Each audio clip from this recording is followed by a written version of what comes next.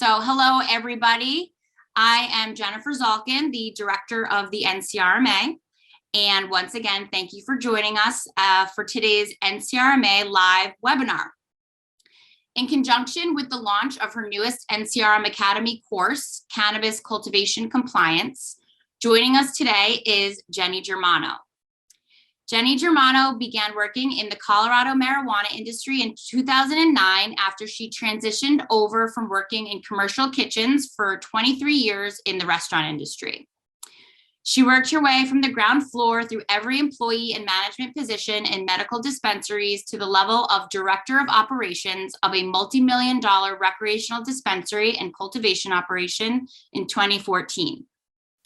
Jenny is a longtime industry vet who witnessed the industry in Colorado go from an unregulated wild west in 2009 to the strictly regulated market of 2022. This experience has taught her the importance of implementing and understanding regulation and protocol. In 2015, Jenny founded ICS Consulting Service and transitioned from being an employee in the regulated industry to Chief Executive Officer of a compliance-focused consulting business.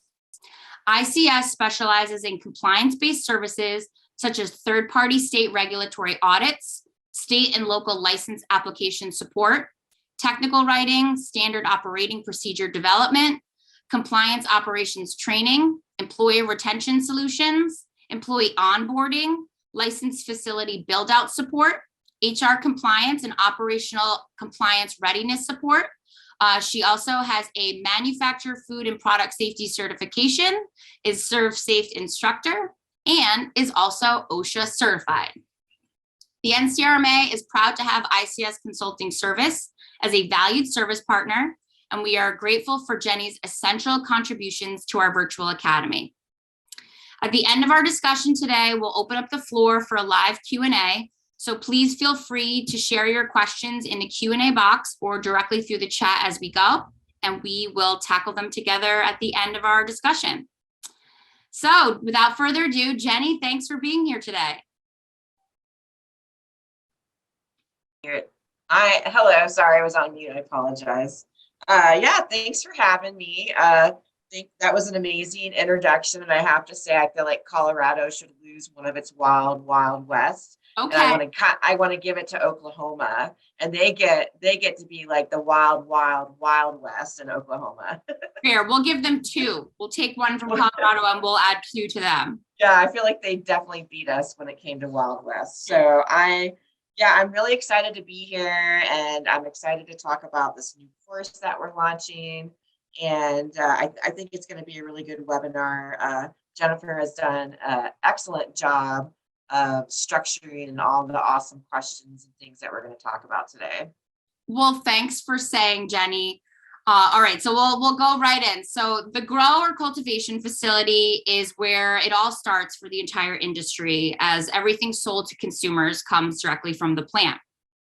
Can you at a high level break down the areas of importance that contribute to a successful cultivation compliance program? Definitely, and I'll try my best.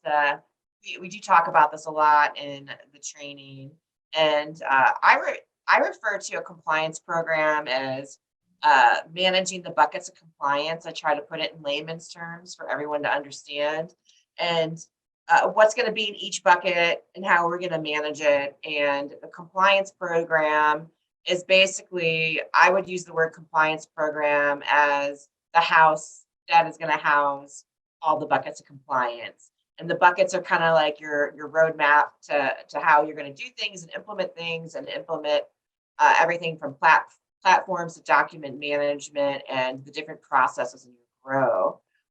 So that's kind of a quick summary, but it's going to house things like managing your SOPs and how are you applying pesticides in your facility? How are you mapping out the storage of chemicals and the hazard communication plan that you're going to be putting together to communicate to the employees the different hazards in the cultivation facility. So compliance, and don't forget training as well. So we have the training aspect that's also one of the buckets of compliance.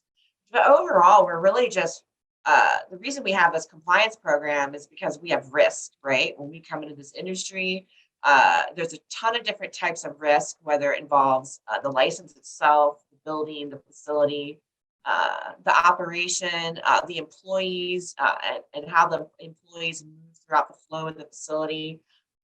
So we're trying to manage all those risks, right? We're trying to mitigate and lower the risk of working in a highly regulated industry. So that's really kind of how I would approach that. Well, across the board, there seems to be a lot of uncertainty and maybe even a little bit of confusion around federal regulations and how they are enforced in cannabis. What Yeah. federal standards are being enforced specifically at the cultivation level? Um, you know, I would say that right now, I think a lot of cultivators either will refer to people as existing operators, right? So these are operators who are already licensed and they're working in the legal regulated market. And then we have brand new people who are out there trying to get licensed, trying to apply for these permits, and they're just kind of getting started in their new emerging market in their state. And what I'm finding is the newer states that are just starting to get these permits and get licensed, they're kind of already applying these federal standards right out of the gate. If you look at Colorado, it's such a great example. We really didn't, a lot of operators weren't really applying anything federally because we started so long ago and now we're playing catch up. But a lot of these new states, they're implementing,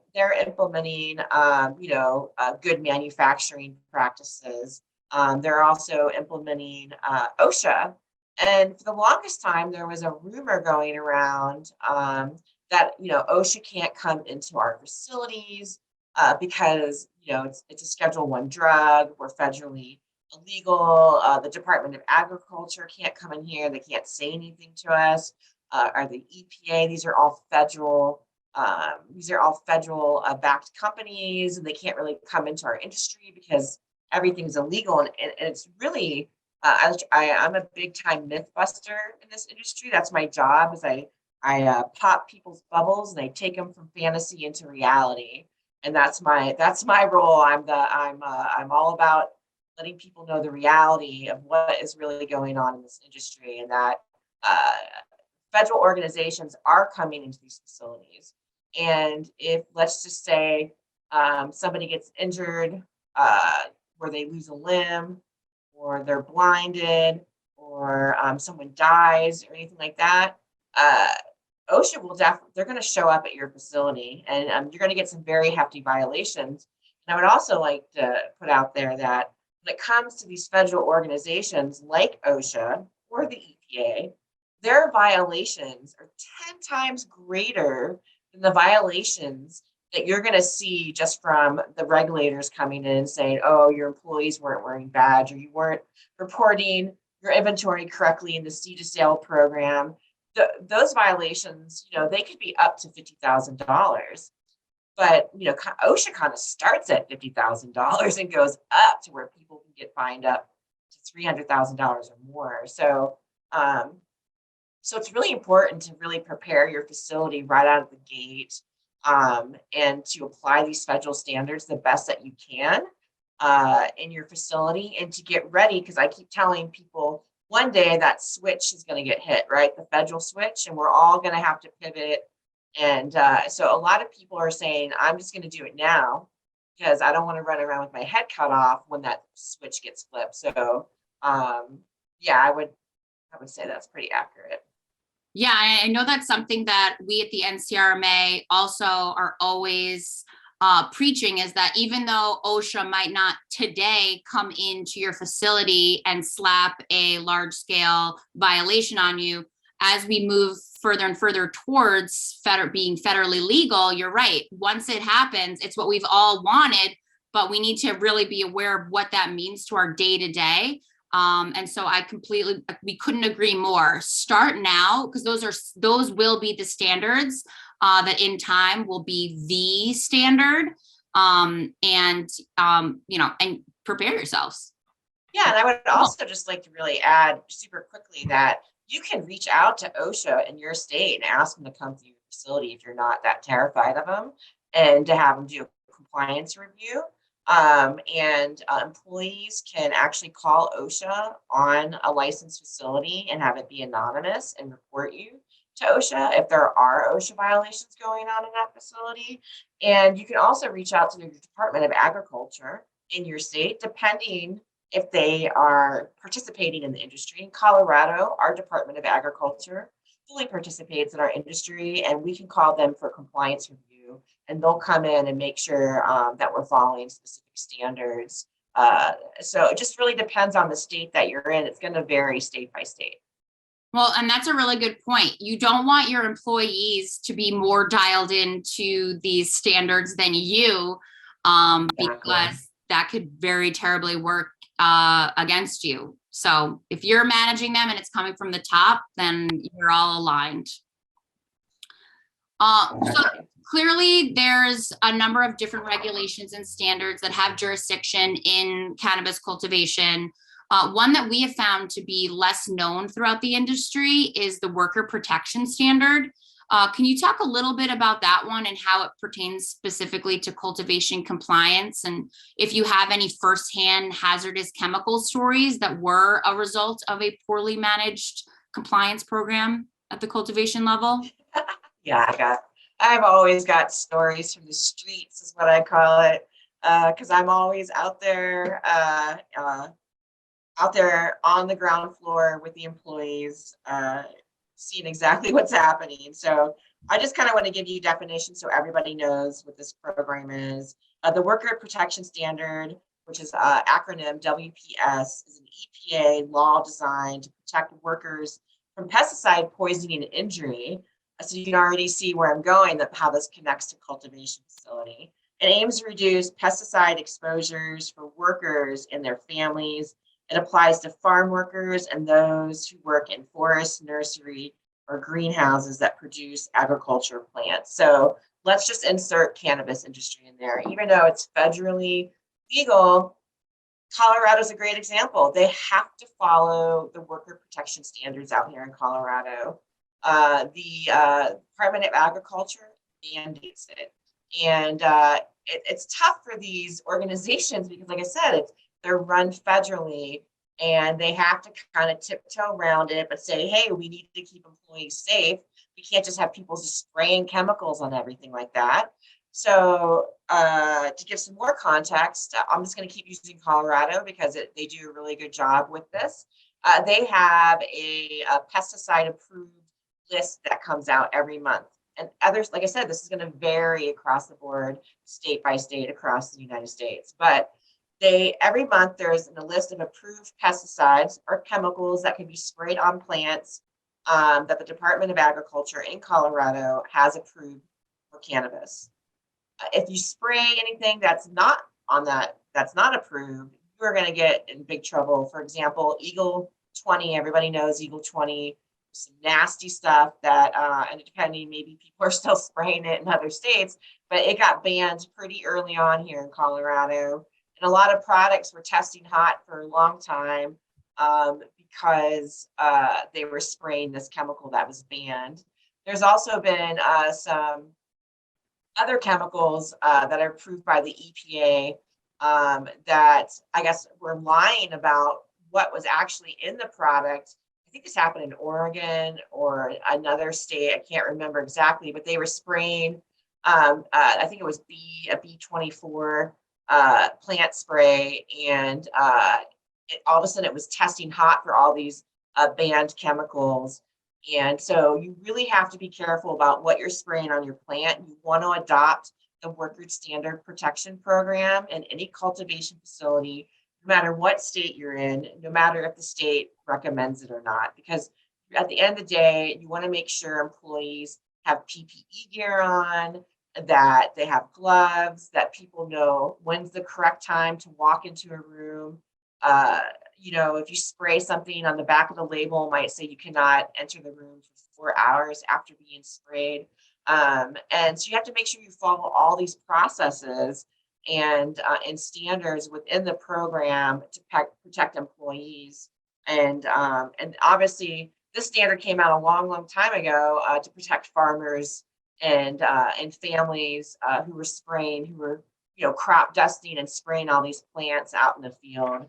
And so some examples, I have two good ones. I have one example for PPE gear. I wouldn't say a chemical hazard, but I do, since the worker, the WPS really is about also PPE gear and how we store our how we're storing our mask and lab coats and stuff like that. So somebody had their mask with the filter stored, just hanging in the bathroom, and not in a bag. And they had their whole entire spray suit, everything, hanging in the bathroom, probably maybe 5 feet from the toilet.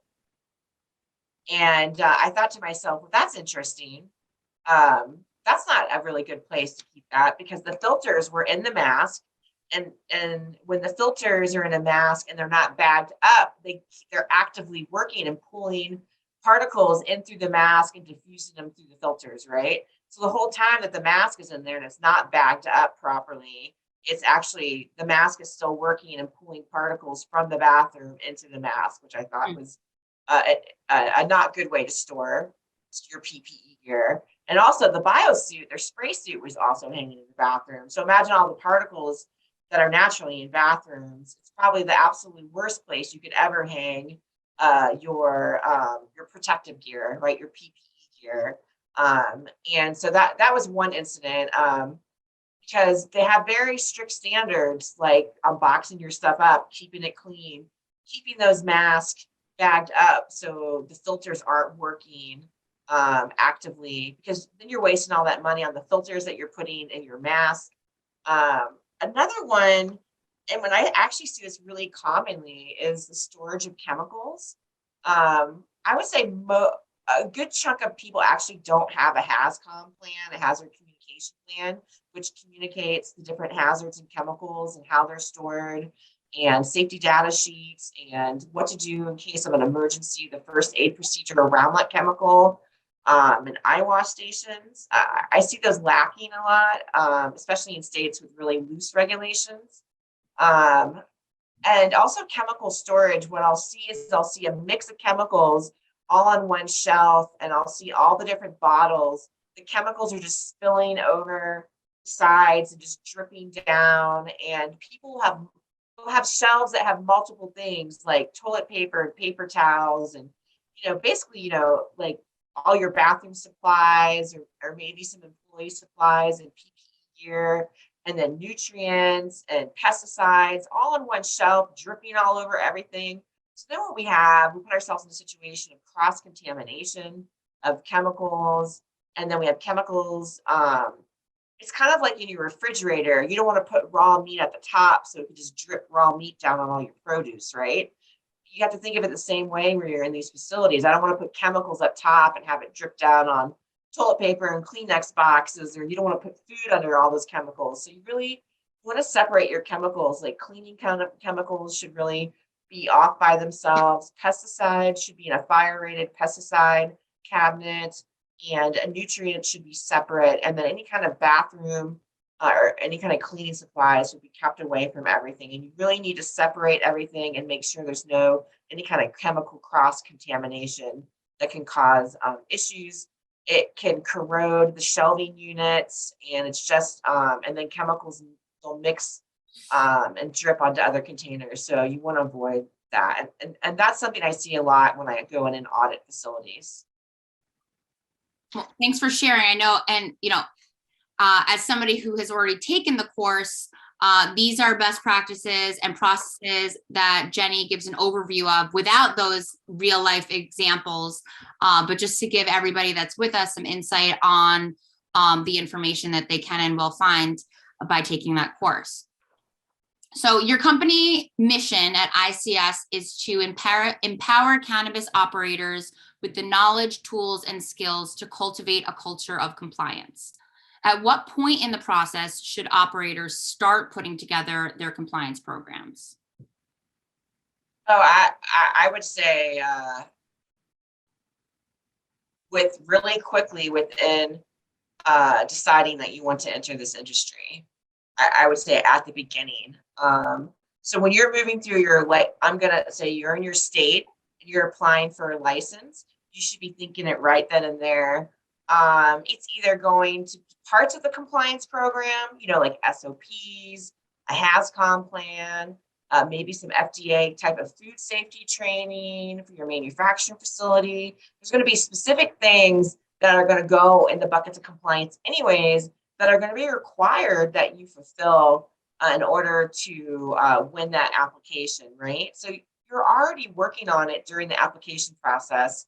So, you know, during the application process, you should be building your compliance program and writing it into your application somehow into the exhibits as it relates, maybe your operating plan or maybe specific exhibits like around your growing methods or how you're going to store chemicals and stuff like that in your cultivation facility. So I always say want to work on it while you're getting licensed. You don't want to work on it after you've been awarded a license and 6 months down the road after you've been already, you know, growing plants and you're getting ready to have your first harvest. It should have been done a long time ago. So like before you actually have the people to, you know, to fulfill that, it's, you know, planning out how, you know, the people will not only work, but also I'm sure facility design as well. Yeah, and you can always go back and update it, right? That's a great thing about SOPs. Many versions, right? Just, you know, start with something, have a foundation, get the structure going. Because what happens is if you try to implement it, you know, let's just say you have 6 employees that you start with at your grow or 5. It's so interesting how they never get really trained properly. It's like, you know, once maybe we have 20 employees, then everyone's getting trained properly. So you want to make sure that it's just getting done correctly right out the gate. That's always my best advice.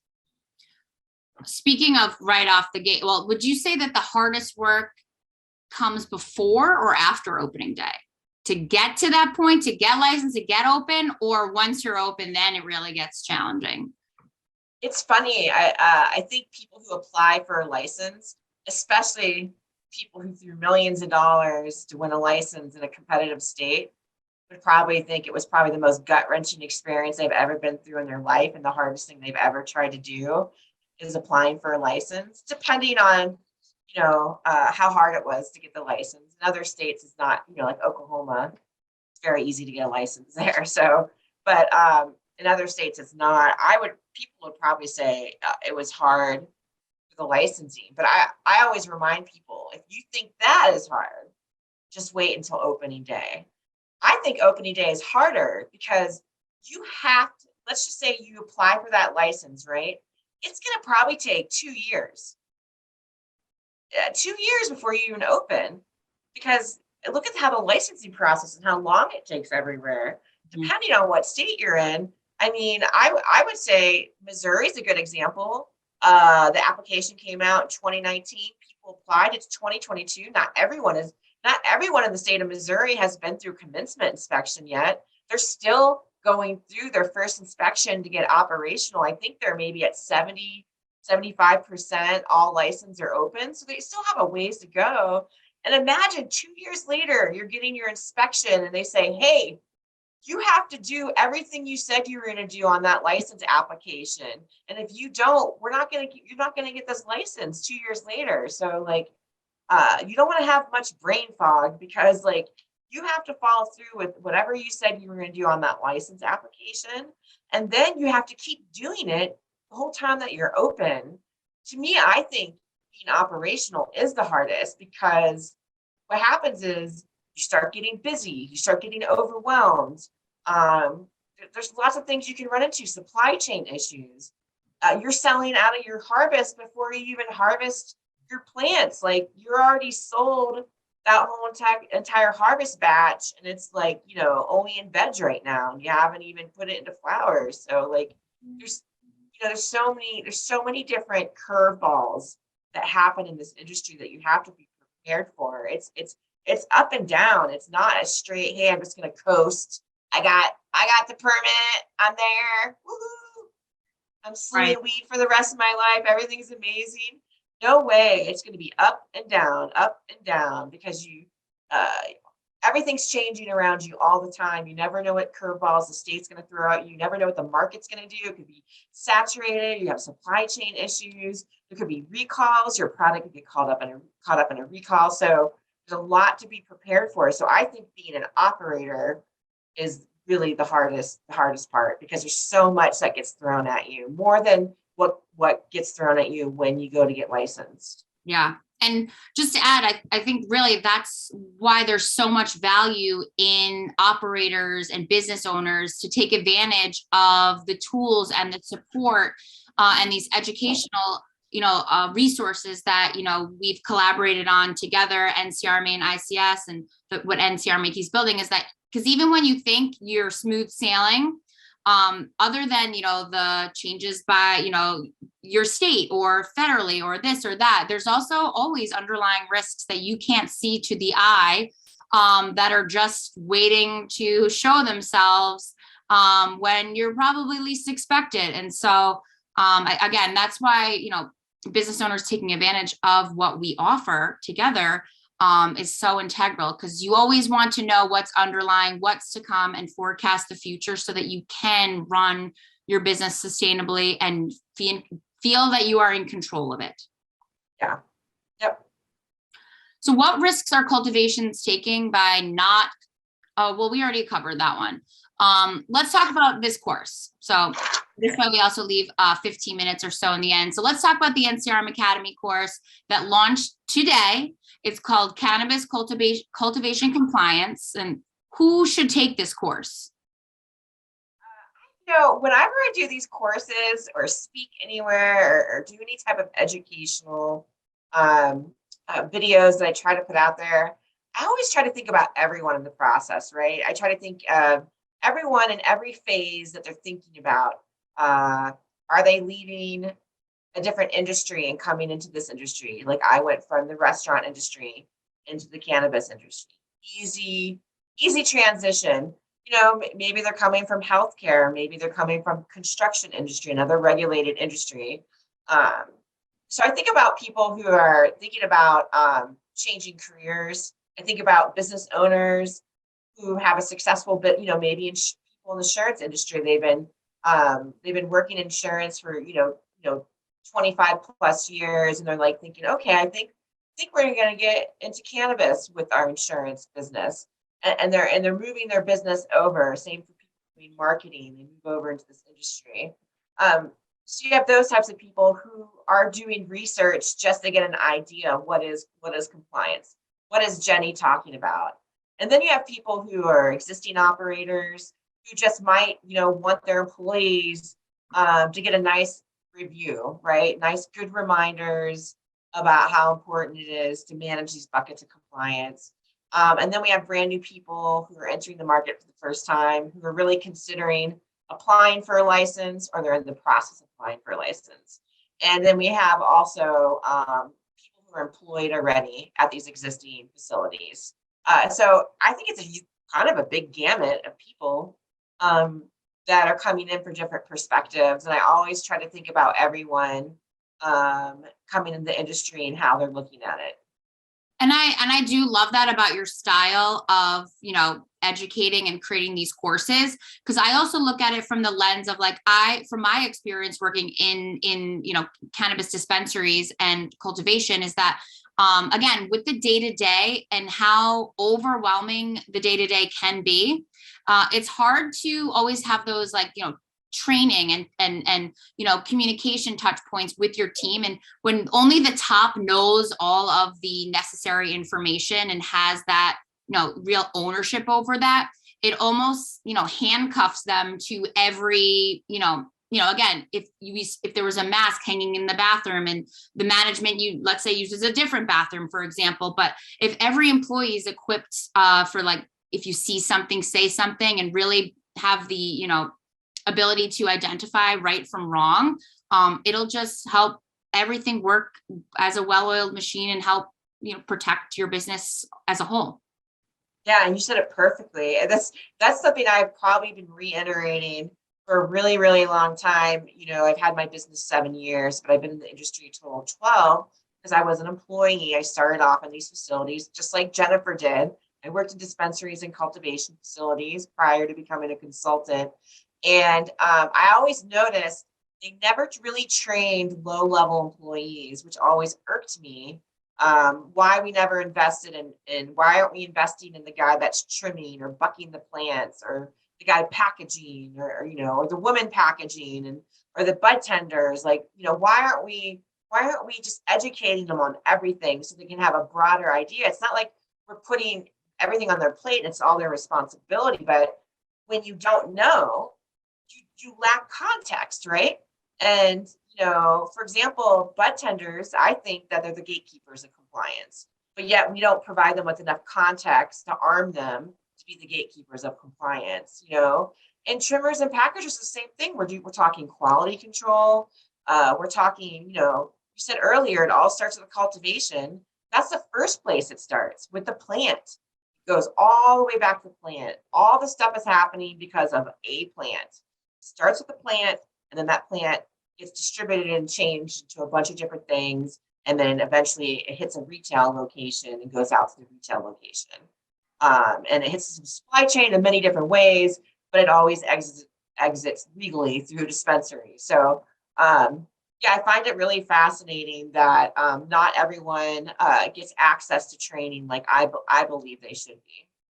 And I'm a firm believer that training should go beyond the first 2 weeks of employment. It's a forever ongoing thing, especially in these business models. I mean, Oh, yeah. just to review or make sure we all understand, or just as a connectivity, a way to connect and make your employees really feel like a part of the operation. I also think a great point that you made is, although this course is really designed and geared towards people who are actual in cultivations, cannabis, in day to day, this is a great tool for people who are working in non-cannabis touching businesses in the industry to support them, because it's really a 0 to 60 on different terminologies, and it'll be a better avenue to connect and to really deeply understand the ins and outs of the business from the business owner and the team's perspective.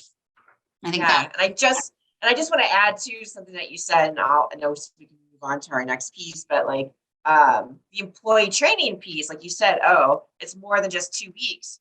Well, in the 6 years that I worked in dispensaries, I never received training other than how to use the POS system. That's it. I didn't receive any training. I was blindly, running these dispensaries, learning as I went, because nobody had a plan, nobody had training, and what's kind of sad is some of that mentality is still kind of lingering in our industry. Mm-hmm.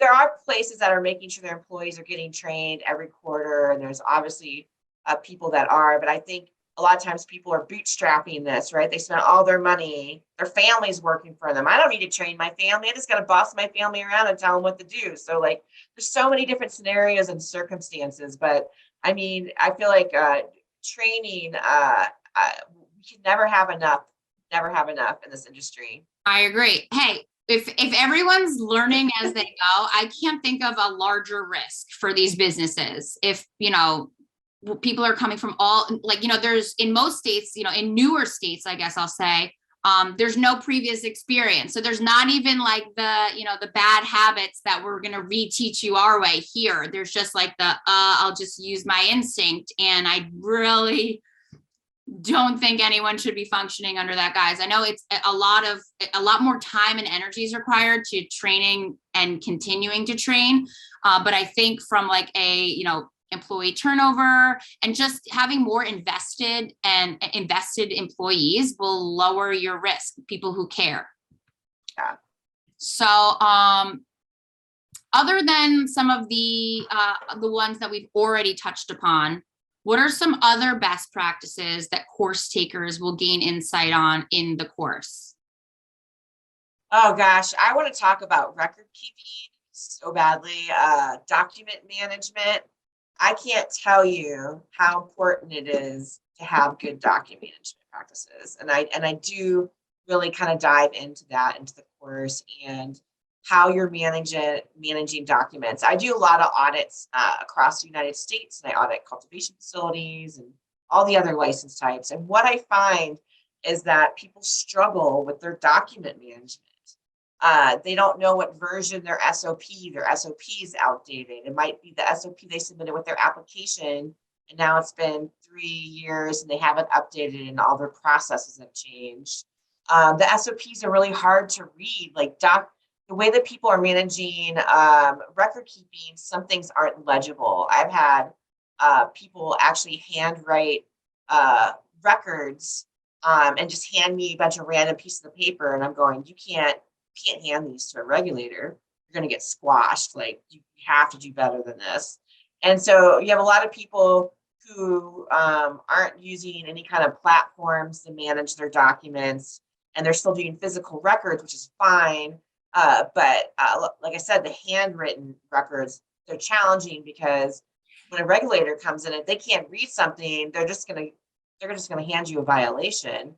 And so, and also, I like to talk about at-ease inspections. And the whole purpose of document management is, if you can't find something, and this is one of my tips, like if you can't find something in under 5 minutes and give it and provide it to the regulator that's asking for that document, then you need to change your entire process. If it's more than 5 minutes and you're running around, you're going, sorry, you're 20 minutes on the computer trying to find a document, I'm going to be extremely irritated as a regulator. And I'm going to be very upset that you're not organized, and I'm going to probably going to hold that against you. So I would really say that's probably my number one big issue that I have, that is document management. Yeah. And I think something that, we both align on, NCRMA and ICS, is really the bigger picture of when the auditor does come in. And again, this is from experience, as I do have experience in dispensaries and cultivations around the country. Whenever an auditor comes in, everyone's running around like with their heads cut off. It's very stressful, it's not relaxed, it's not comfortable. You're all of a sudden, insecure. And, when you do everything the right way and take the extra time to not only yourself really understand the importance of that, like proper organization and of paperwork. But when an auditor does come in, man, that feeling of being so in control that you're almost empowered, and you say like, welcome, come on in, let me know if I can grab you anything. Yeah. We want everyone running these businesses to feel that way. Because that'll help sleep better at night. Are they coming? I don't know. Oh my God, is today the day? It's like anxiety to the nines. So, utilizing this course and further support that both of our organizations offer is really to ultimately give people that peace of mind. And again, that empowered feeling of being in control and not being derailed at the sight of an auditor. Yeah. And just as a reminder, and I talk about this in the course too, like, there's different types of inspections. You have ones that are scheduled, right? Some states require you to have a scheduled kind of commencement inspection prior to being approved to operate, right? To go live, to accept product into your seed seal tracking software. And then there's like surprise inspections, right? Where they say, hey, we're not, kind of like the health department. You always worked in the restaurant, right? Health department, depending on where you are at what state, they might, so I'm hearing that some do actually say, hey, we're going to have a surprise inspection, and they tell you when they're coming. But most regulators in the cannabis industry really don't tell you when they're coming. And the thing is, a lot of times you'll go in these like kind of rural areas, like for example, like Salida, Colorado is a really good one. It's like, 3.5 hours from Denver in the middle of nowhere. So what they do is they just take a caravan of regulators down there, and they hit all the licenses at once, right? You know what I mean? Or if somebody next to you, a lot of times I'll see licensed facilities in a strip mall, believe it or not. Like, there'll be a dispensary, a manufacturing facility, and grow. Well, guess what? The person at the grow next to your facility was dumping out chemicals out the back door and breaking EPA rules, and it's all on cameras. Now they're knocking on your manufacturing facility door because you're next to a bad actor. So you really have, people around you could be doing things bad and breaking the law and breaking the rules. rules. And that's going to cause them to knock on your doors and want to come into your facility. So you necessarily don't have to trigger something to get them to come in. It could be your licensed neighbor that's not following the rules that gets you, and all of a sudden now you're under the microscope. So really, that's why we're really doing this, is to really prepare you and not to scare you, but it's really kind of to push you to be proactive. And that's the thing, proactive versus reactive. Trying to eliminate being reactive, and we're trying to encourage being proactive. Because when you're proactive, it just creates like an at-ease inspection. You'll be a little nervous, but you don't have to be, I've had people hide in their grow and be like, the MED's here, we're not answering the door, like totally terrified to answer the door because of regulators down there knocking on it. And you can't do that. That's illegal too. Like, you can't hide from a regulator. Like, you have to give them access to your facility. So don't be those people.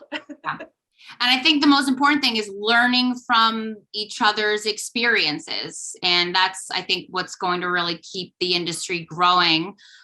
When we hear each other, the real life, what could happen, because when you think of it as what could happen, it seems like it's less likely to happen to you. But if you know that it has happened to somebody who walks in the same shoes that you do every day and how it impacted them, it becomes more real. So let's do one more question and then we'll move on to the audience's questions. And we are really excited to hear from you guys. But the last question is, so Cannabis Cultivation Compliance is your third course contribution to the NCRM Academy's Cannabis Compliance track. And that's after Introduction to Compliance and Introduction to Dispensary Compliance. Do you recommend that growers and cultivators looking to get into the regulated industry start at Introduction to Compliance first? Should they take both? I definitely would recommend taking both, because I think from my memory is that one course that you're talking about outside, not the dispensary course, because we're talking about cultivation, but the regulatory compliance course, it kind of just gives you kind of a more general scope around compliance in general, like the bigger picture of compliance. So I think it definitely pairs well with this course, 100%. Awesome. Well, as we know, cannabis is a risky business, and to all cultivators out there in this highly regulated industry, regardless of where you are in your operation, we urge you and the members of your team to take advantage of Jenny's knowledge and experience through her courses, which can be found at ncrma.com/NCRM Academy. And as a reminder, NCRMA members get 20% off all Academy courses. To learn more about Jenny and how ICS Consulting can help your business, visit icsconsultingservice.com or reach out to her directly. And I'm just going to pull this up so we can get a visual here. This is, information, how to contact me, information how to learn more about ICS, and a general thank you for everybody for joining us today. Again, it's not over yet. We're going to move into the Q&A portion, but just as a little plug from us, we'd love for everybody on this call, if you're not already, to join our LinkedIn group. It's called Mastering Cannabis Risk versus Reward. And this will be a closed group where both people within the industry, people like Jenny, who are experts in a specific area, are sharing information, real-time experiences, and tools and resources to help everybody run more sustainable and successful and profitable cannabis businesses. And I also just put my email in the chat box. It just says info@icsconsultingservice.com if you want to email me as well. Awesome. All right, so let's take some of your questions. I see that there is one question in the Q&A area right now. I read it. So the question is, does compliance always require a big investment? Do you have any case examples of fines or losses that could have been avoided with some simple steps? Great question. Yeah, awesome question. Thank you, anonymous attendee. That's what your name is right now, because that's how it reads. But I appreciate your question. That's a great question. I have two. I have a dispensary one and a cultivation one just for context. So when you're a small business, the investment is not as big for the investment in compliance. It's a lot smaller, like, right? Your document management, what I talked about, Google Drive. I use Google Drive for my business. I also push my clients to use Monday.com. It's really affordable. You can just research platforms out there to help. You don't necessarily have to have a platform that's like compliance platform, right? You can just use basic platforms that are already out there. And just making sure you're implementing SOPs. Obviously, larger companies have more capital to spend, and maybe they can hire a compliance team, or they decide they're going to have an in-house general counsel, right? They're going to have an attorney, an in-house attorney that does nothing but decipher what they can and cannot do in that facility. It just really depends what the money that you have to invest. But there are small companies out there in this industry that aren't spending big bucks, but they are managing compliance. So, and then also, go back to the rest of your question. So examples. Okay, so I'll start. One example is a dispensary that I was a recreational. We'll make sure we say that because it's 21 and up, right? It's not a medical patient. It's adult use. So anyone regulate like alcohol. That's how it was out here in Colorado, 21 and up. And this dispensary was getting close to their opening weekend. And I recommended they have an age verification scanner. And I'm sure you guys know what that is, right? When you go into a bar, get your ID swiped, make sure it's not fake or fraudulent, and making sure that the person is over 21. And I always train, and in a sense, they got a lesser violation because they 50% listened to me. So they didn't get the age verification scanner like I recommended they get to protect them, to catch fake IDs and underage and all that stuff. And it can be confusing. I don't know how everyone's state is, but there's horizontal IDs and vertical, right? But what happens is when that person who's 20 turns 21, they still have the vertical ID. What happens is it really throws off the bud tenders and people checking IDs. And that's where people really get kind of screwed, is the people who go from 20 to 21, because the ID doesn't quite change, or they just have the paper copy of the ID and they're waiting for their new ID to come in the mail. And that's where I kind of see where the sting operations are coming into these adult use dispensaries. And so they came into this facility, and a woman came in she was underage, and they came in with a fake ID. It was the police department. And they didn't have an ID scanner, and the person just looked at it, and they let them into the bud tending room. So we went from the lobby, where we had our first gatekeeper stop them and check the ID, right? And I always train people, check the ID twice at the door. And then once again, second time, 2-point check system. Second time is at the point of sale before you make the sale, right? So we're checking it twice. They let this undercover cop in, gets into the dispensary, and then the bud tender says, "Can I see your ID again?" She looks at it and goes, "Something's not right with this ID." And she says, we have to ask you to leave. And at that point, he flashed his badge. But believe it, they got a $30,000 violation, and the girl who let the police officer through the door, she lost her badge to work in the industry. So not only can it affect an owner who has a $30,000, it would have been a $50,000 had they sold, and they would have had to go to administrative hearing and everything. They didn't make the sale, but they were still like, "But you let us in. You still let us in, even though you didn't make the sale, so we're going to give you a lesser violation." And now that employee is going to lose her badge to work in the industry, and she has to go to court, just like a bartender, right? They treat them just like bartenders. If you overserve someone, they drink and drive or kill someone, and that bartender is getting in trouble, and so is the bar owner. They treat it the same way. So that's one example where all they had to do was spend $1,500 for an identification scanner, right? And when people think, I can't spend $1,500, that's too much money. But you have to sometimes think, spending $2,000, right? better than having to spend $30,000. That's why I say for the audits, spending $2,000 for an audit versus a $50,000 fine. I'll give a cultivation example. I believe it was in Hawaii at a cultivation facility.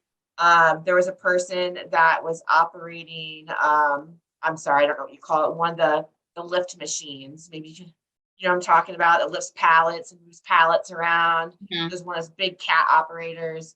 And what happened was they didn't have their seatbelt on, or the emergency bar, or something was broken on the equipment, and they didn't have the protective elements working, like the seatbelt or the protective bar on that machinery, and the person got thrown from it and got injured, and OSHA came in and they handed out like a $75,000 violation. And that happens in this industry. We have people that are starting off with not a lot of money, right? Not everybody that comes in this industry are millionaires, right? A lot of us are everyday people just taking our savings and trying to start this business.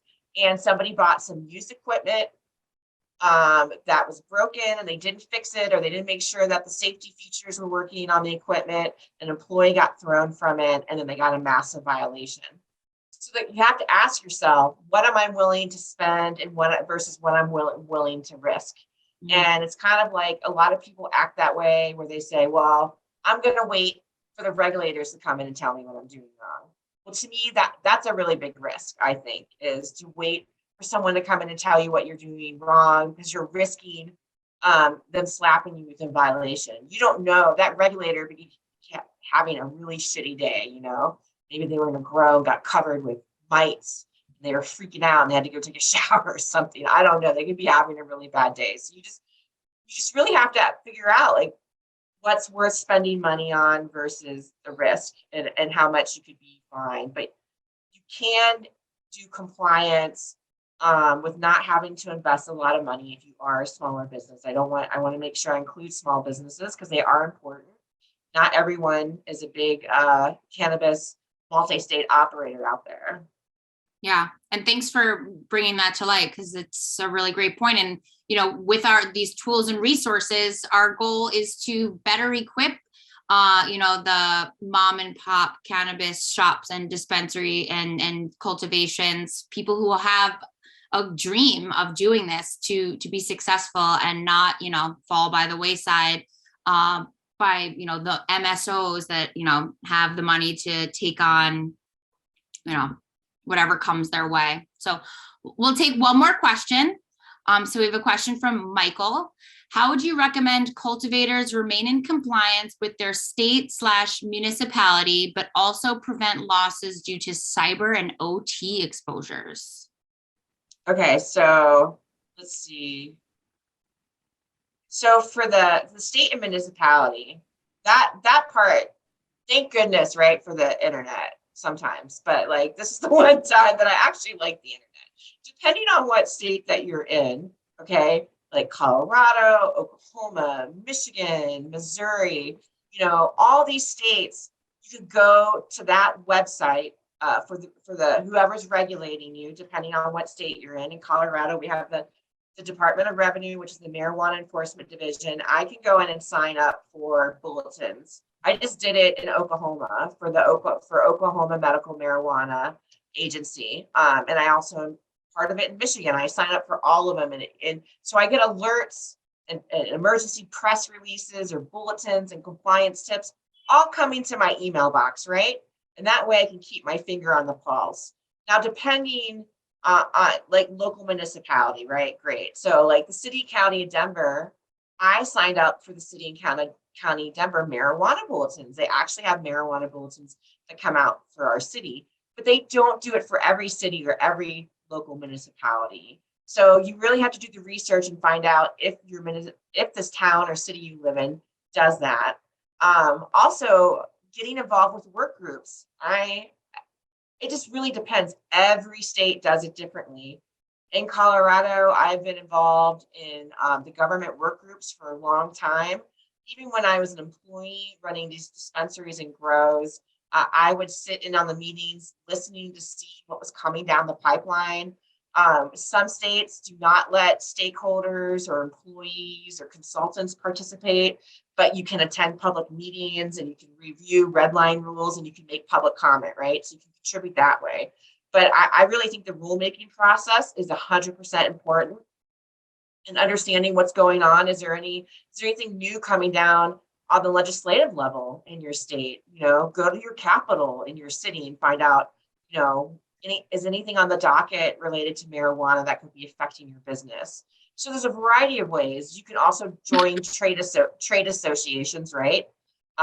They have you have NCIA, which is national, but you have states that have smaller versions. Like Michigan just has a Michigan Trade Association, and so does Missouri. They have MoCan Trade, and what that membership typically pays for them to inform you with everything's going on, because as an operator you're super busy, right? And so you can just attend the meetings, and they go and they fight for everyone that's part of that association. I like the local trade associations because they really do fight for license holders. Sometimes there might be a manufacturers association. So I would just do the research in your state and find out if there are any associations. They typically range from $50 to $100 a month, right, for the membership. But I think it's very beneficial as a licensed operator. And then the other question, I can't figure out where it went, but I don't know what OT means. I apologize. You tell me what the acronym means, where I can find the question. Let's see. Do you know what the acronym means, Jen? I don't. What comes to mind is overtime, but I don't know that fits, because that's Where's what the find the question again. In here. Find the question. Let's see. I found it. Let me read it again. Okay. Operational technology, light bulb. Oh, okay. Thank you. Prevent losses due to cyber. Are you referring to like cyber attacks or cyber security? I think that so. Yeah, okay, great. Well, one, I think, I believe in Michigan, they have to have some type of cyber security plan, right? And what's interesting is I haven't seen that in Colorado. So it's a good example of new states that are requiring these cybersecurity plans. You have your security plan, right? Physical security, right? We all have to know we have to have a physical security plan. So I'd research, and there are companies out there that will help you write a cybersecurity plan and help you deal and prevent those issues. We know now with cyber technology that they can tap in and they can start stealing information from these dispensaries and cultivation facilities. There's been a lot of fraud happening in Colorado. They've been putting out fraud alert after fraud alert, and people have taken the time to learn the system out here and then take advantage of operators where they show up pretending they're a regulator. Or, I don't know if you've heard of there's someone's pretending to be the electric company, and they call these cultivation facilities demanding money. Employees just hand over the money because they're freaked out because all the lights are going to get turned off in the grow. There's just a lot of fraud happening right now. And I think our industry, unfortunately, is very vulnerable because we are such a new industry. Should these cybersecurity plans be incorporated into a state's compliance mandate and an insurance carrier's prerequisite? Good question. 100%. And you can answer the insurance piece because that's your area. But 100%, I would definitely think it should be incorporated into the state's compliance mandates, because it's where we are. It's the day and age that we're at. People need to think about this stuff. I'll also add that the NCRMA, we use a platform called Philo, FYLLO, and it exists purely to, it's every single day in every single municipality, in every city, in every state that has legal, cannabis. It's sharing all of the legal official paperwork from different state, meetings and hearings. So you're not only learning that before, a new, compliance or, regulatory, that new, changes are happening in your state, but you're also getting an insight behind the scenes of, why and how. So you're really dialed in, and you can get very granular. I mean, like, it's something I use on a daily basis to see what's going on across the, the nation.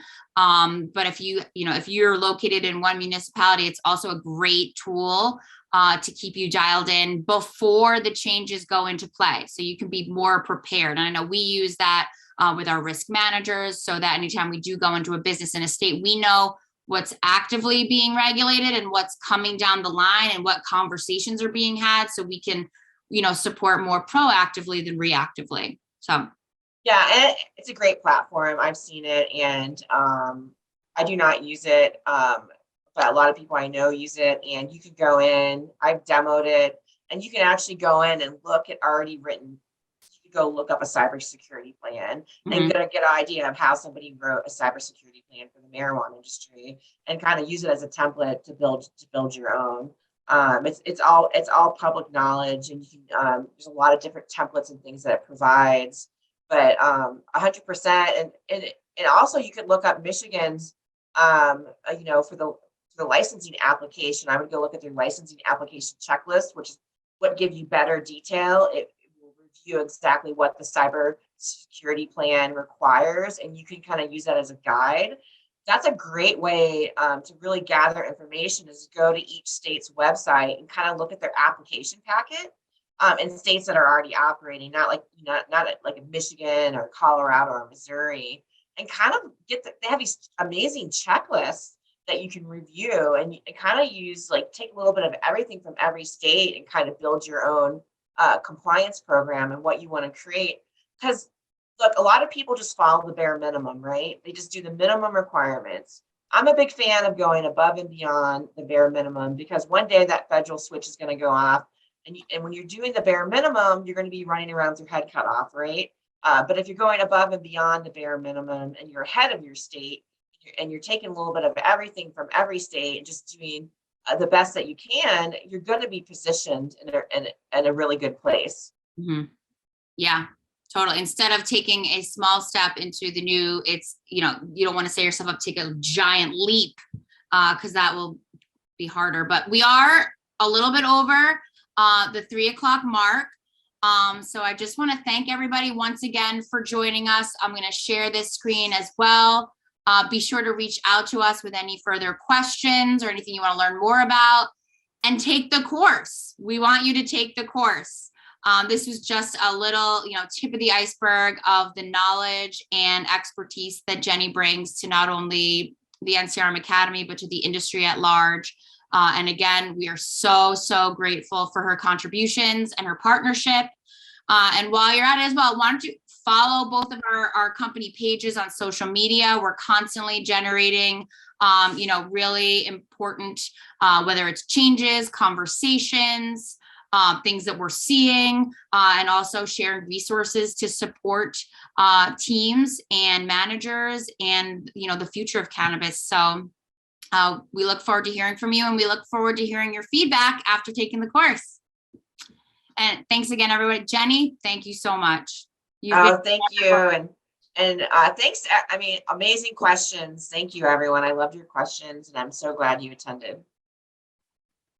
Everybody have a great week, a safe week, and we'll see you on our next NCRMA live webinar. Thanks again. Bye.